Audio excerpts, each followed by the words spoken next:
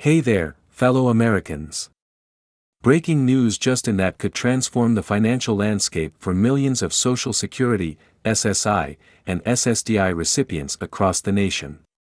That's right, an exciting new bill has just been approved, authorizing $1,800 stimulus checks for our most vulnerable citizens. Now, let's get straight to the news that has everyone buzzing. After months of heated debates in Congress, lawmakers have finally reached a consensus to provide additional economic relief to Social Security, Supplemental Security Income, and Social Security Disability Insurance beneficiaries. This new stimulus package is designed to tackle the mounting financial pressures faced by seniors and disabled Americans, who have been disproportionately affected by rising inflation and the lingering economic fallout from recent global crises.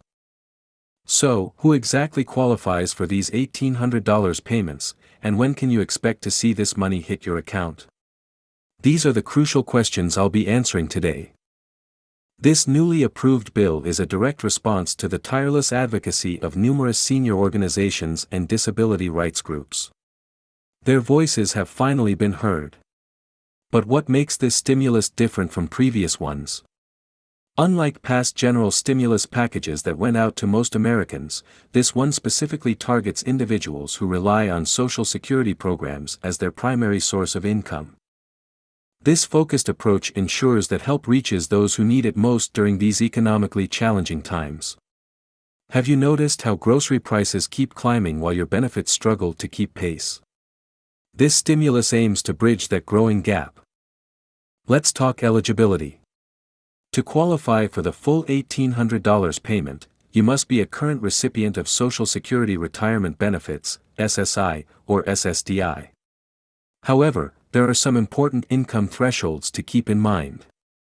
Individuals with an adjusted gross income below $75,000 or married couples filing jointly with incomes under $150,000 will receive the full amount. For those with incomes above these thresholds, the payment amount will gradually phase out. Now, what about dependents? This is where things get interesting. Qualifying beneficiaries with eligible dependents may receive additional funds, though the exact amount varies based on several factors that I'll explain shortly.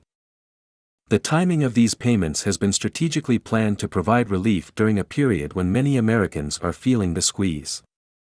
Distribution is set to begin next month, with payments being dispersed in batches over several weeks.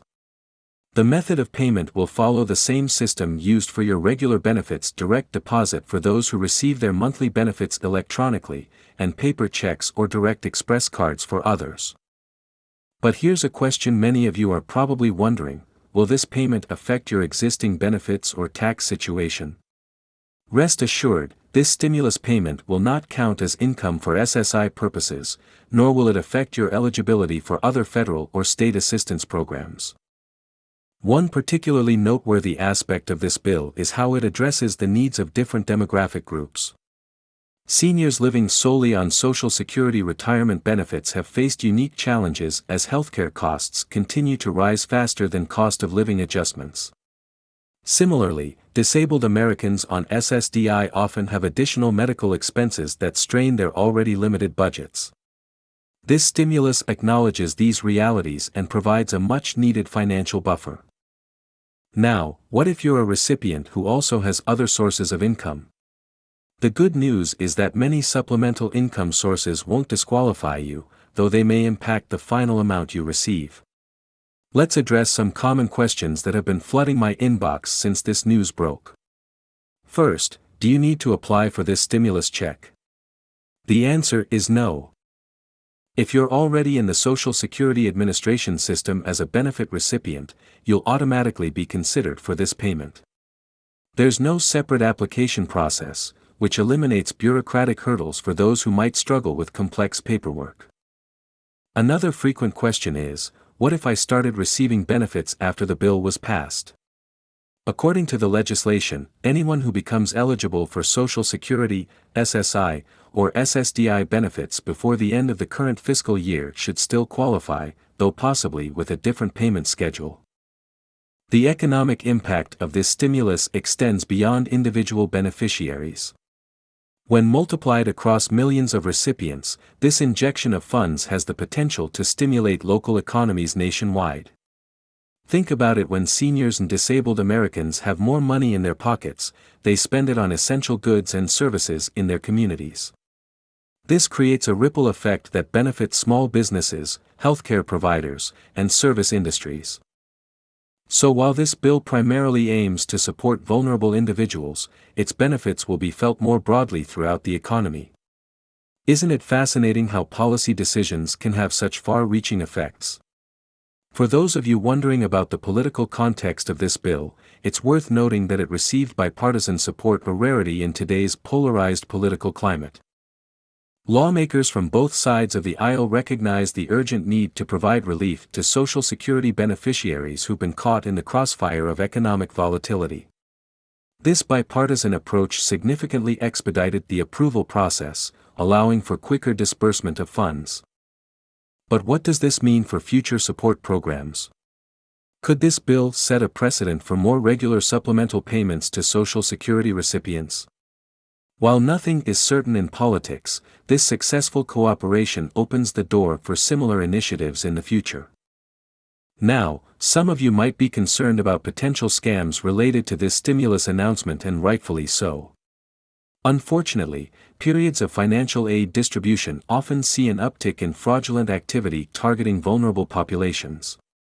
Remember, the Social Security Administration will never call, text, or email you asking for personal information or payment to release your stimulus funds.